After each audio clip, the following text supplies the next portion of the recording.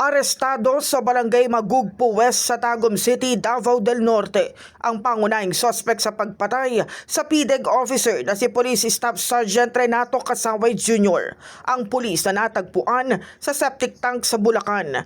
Kinilala ang suspect na si Munjin Julian Salamat alias Julian Salamat o alias Mon na itinuturing na gunman sa insidente. Base sa monitoring ng pulisya, si Salamat ay dumaan sa iba't ibang lugar upang makaiwas sa mga otoridad. Mula sa Bulacan, nagtungo ito sa Maynila, sumakay ng eroplano patungong Cebu at naglakbay by land patungong Dumaguete City, Misamis, Lanao bago tuluyang maaresto sa Tagum City. Tila may intensyon din umanong lumabas ng bansa ang suspect matapos makuha sa kanya ang isang passport.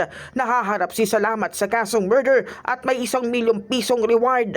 Nauna ng sumuko ang iba pang kasabwat nito sa krimen. Ang base po sa monitoring natin, si Salamat po, unang-una po ay from Bulacan, he went to Manila, and sumakay po siya ng eroplano going to Cebu. And then from Cebu, nag-byland po siya going to Dumaguete City.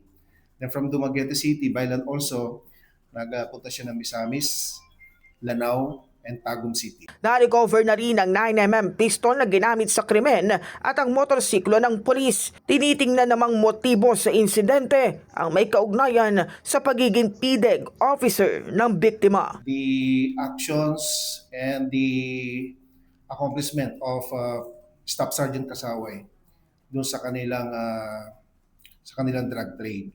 So makikita po natin na or even the other suspects na nagbigay po ng kanilang extrajudicial confession, inamin po nila na indeed medyo masakit po sa mata yung mga accomplishment at saka yung mga intelligence activities ng ating biktima. So we are looking at the possibility na ito pong pagbatay ay wala pong ibang motibo kung hindi job-related na po. In the heart of changing lives, ako si Brigada Kath Austria ng 105.1 Brigada News sa FM Manila, The Music and News Authority.